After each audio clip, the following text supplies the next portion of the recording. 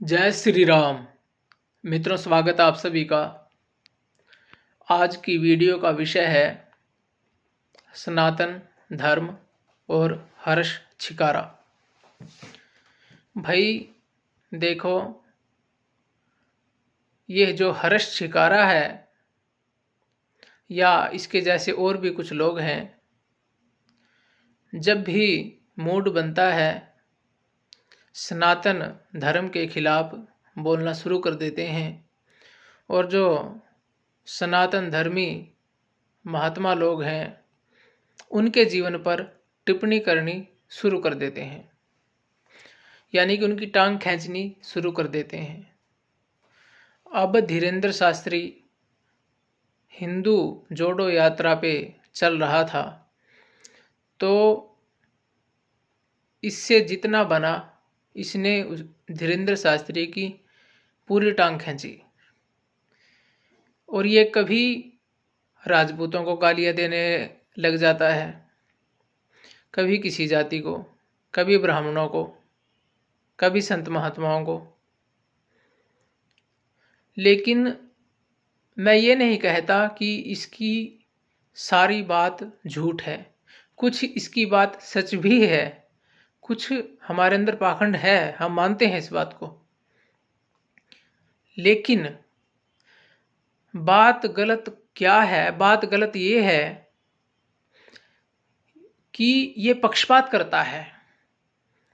जैसे ये हिंदुओं की कमी निकालता है, ऐसे ही मैं तुम्हें चैलेंज करता हूं, हर्ष छिकारा, तेरे अंदर दम है तो मुसलमानों की कमी निकाल के दिखा। क्या मुस्लिम मजहब में या मुसलमानों में कोई कमी नहीं है? वे संपूर्ण है। तो फिर तू मुसलमान ही बन जा। हिंदू धर्म में क्या कर रहा है तू? या हिंदुओं की वोट लेने के लिए ही केवल हिंदू बना हुआ है? अंदर से तो तू बन चुका है मुसलमान, ऊपर से भी बन जा। अगर तेरे अंदर दम है तो तू पैगंबर मोहम्मद की जीवनी के बारे में 2 शब्द बोल के दिखा दे, पता चल जाएगा तुझे।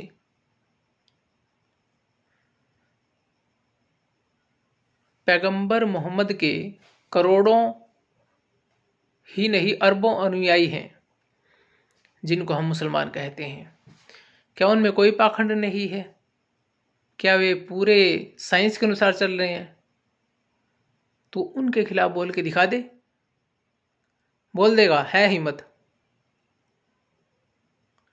कुरान के ऊपर बोल के दिखा दे। क्या कुरान में कोई गलती नहीं है? या जो बाइबल है उसके खिलाफ बोल के दिखा दे। क्या बाइबल में कोई कमी नहीं है? या जो बाइबल के मानने वाले हैं या जो कुरान को मानने वाले हैं उनके अंदर कोई कमी नहीं है? वे संपूर्ण है, वो सबसे अच्छे हैं।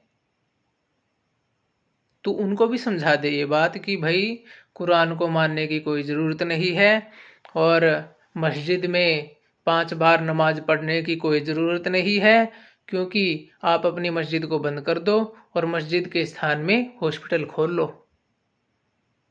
क्योंकि आप मस्जिद में ठीक नहीं होंगे, हॉस्पिटल में होंगे। उनको तू ये बात क्यों नहीं समझाता? और ईसाइयों को भी बोल कि चर्च में जाना बंद कर दे, क्योंकि रोग तो हॉस्पिटल में ठीक होंगे, चर्च की जगह हॉस्पिटल बनाओ। या तुझे सनातन ही टारगेट करना है मूर्ख, गद्दार? इसमें कोई संदेह नहीं है कि तू अंदर से मुसलमान बन चुका है और तुझे केवल और केवल सनातन धर्म के लोग ही टारगेट करने हैं। कितनी रिश्वत खाई है वैसे तूने इस गद्दारी को करने के लिए? तू जिस कुल में पैदा हुआ है, जिस जाति में पैदा हुआ है, वह जाति कट्टर सनातनी है। तूने उस जाति को भी धब्बा लगा दिया, कलंक है तू उनके ऊपर। तू अपने समाज के लोगों को देख, जिस कुल में तू पैदा हुआ है उस समाज के लोगों ने बहुत सारे गुरुकुल खोले, संस्कृत विद्या का प्रचार प्रसार किया, वैदिक ग्रंथों का प्रचार प्रसार किया। और तू गद्दार पता नहीं उनमें कैसे पैदा हो गया, उन पर धब्बा लगाने के लिए। हम सत्य को स्वीकार करने वाले लोग हैं। हम मानते हैं हमारे बहुत सारे महात्मा पाखंडी हैं और उनकी कुछ चीज़ें ऐसी हैं जो गलत हैं। हम खुद स्वीकार करते हैं सत्य को, लेकिन तू केवल और केवल हिंदुओं के महात्माओं की कमी ही क्यों निकालता है? और यदि निकालता है तो मुसलमानों की भी निकाल, ईसाइयों की भी निकाल। है दम निकालने का? नहीं है ना? तो ये जो पक्षपात तू कर रहा है, बस यही गलत है। नहीं तो हम तुम्हारी बात सारी मान लेंगे।